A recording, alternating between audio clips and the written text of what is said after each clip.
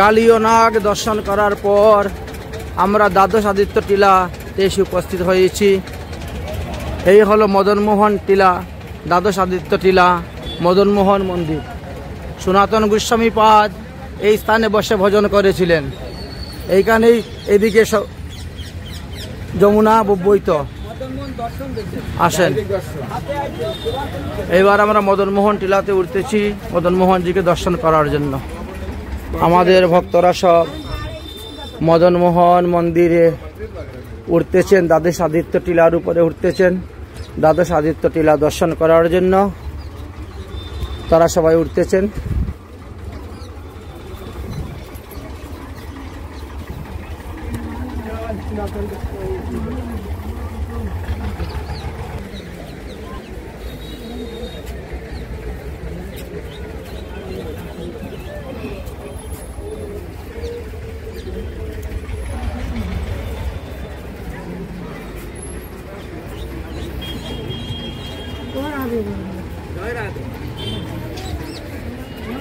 আচ্ছা, এই হলো সেই দ্বাদশ আদিত্য টিলা মদনমোহন মন্দির। এই যে এইখানে 12 জন সূর্য একসঙ্গে উদিত হয়ে তাপ দিয়েছিলেন, তাই দ্বাদশ আদিত্য টিলা নামে পরিচিত। 12 জন সূর্য এখানে উঠে তাপ দিয়েছিলেন কৃষ্ণের শরীর গরম করার জন্য। কৃষ্ণ এক রাত্রি এখানে বাস করেছিলেন, তখন দাবানল পাঠিয়ে দিয়েছিল। সেই দাবানল ভগবান শ্রীকৃষ্ণ পান করে ব্রজবাসী গোয়ালবালদেরকে রক্ষা করেছিলেন। আসুন। না না, গোবিন্দ মন্দির। এই যে পাওয়া গেল, হ্যাঁ।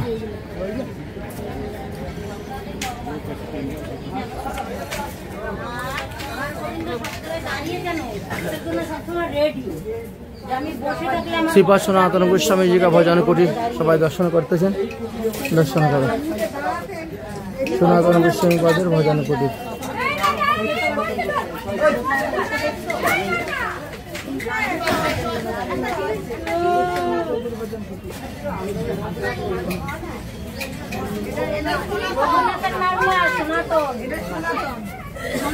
আচ্ছা, যা জুড়তো আটা তাই ঘেটে না বানিয়ে দিত লবণ ছাড়া। তাহলে লবণ ছাড়া কি খাওয়া যায়? আচ্ছা আচ্ছা, একটুখানি সমুদ্র যমুনাটা দেখতে দিব। আসো, ওই তো এখানে দাঁড়ালে যমুনা দেখা যাচ্ছে। আসো,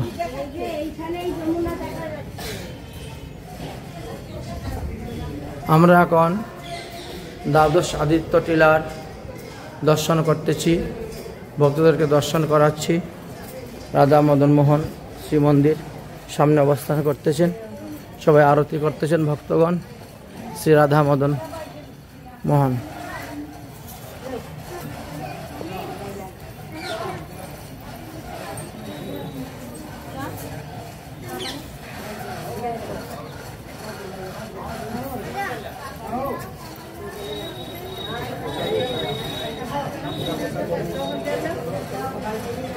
আসো, প্রণাম করে নাও, প্রণাম করে নিচে আসো। এই হলো সেই দ্বাদশ আদিত্য টিলা। দ্বাদশ আদিত্য টিলা মদনমোহন মন্দির আমরা দর্শন করে এবার আমরা নিচের দিকে ফিরতেছি। আমরা এখন অদ্বৈত বট দর্শন করব। এবার দ্বাদশ আদিত্য টিলা আমাদের দর্শন হয়ে গেল, এখন আমরা অদ্বৈত বট দর্শন করার জন্য যাচ্ছি। এই মন্দিরের বিগ্রহ না পেয়ে ওই মাথা চূড়া ভেঙে দিয়েছিল ঔরঙ্গজেব। লোক পাঠিয়েছিল সমস্ত মন্দিরের বিগ্রহ চুরি করে নেওয়ার জন্য। আর বিগ্রহ তখন বড় ছিলেন তো, মদনমোহন বিগ্রহ, মানে ছোট্ট হইয়া ফুলের নিচে বসে গেছেন, শুয়ে পড়েছেন।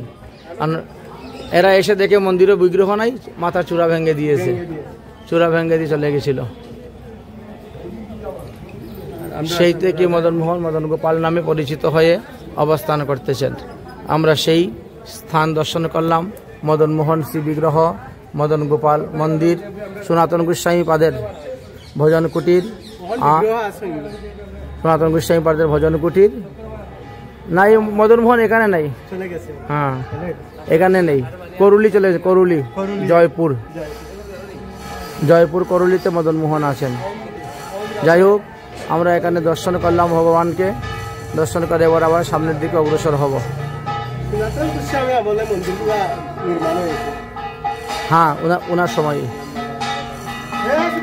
500 বছরের পুরানো মন্দির। সবাই আসুক, দর্শন করুক, দর্শন করে আসুক, তারপরে আমরা সামনের দিকে অগ্রসর হব। সনাতন গোস্বামীপাদ এখানে ভোজন করতেন শুকনো আটা আর আনিয়া বনের শাক ও অলবনে করি পাক ভোগ লাগাইয়া প্রসাদ পেতেন। তো মদন গোপাল বলছেন, বাবা লবণ ছাড়া খেতে পারি না। তখন লবণের জাহাজ এখানে আটকাই দিয়েছিলেন। আগে এই যমুনা দিয়ে জাহাজ চলতো, মদন মোহন। হ্যাঁ, যমুনার দিয়ে জাহাজ চলতো, লবণের জাহাজ আটকিয়ে দিয়েছিলেন। সেখান থেকে লবণ দিল, বা জাহাজ চললো। এমন মহিমা এই স্থানের। সেই দিব্য স্থান আপনাদেরকে দর্শন করাইলাম। হ্যাঁ।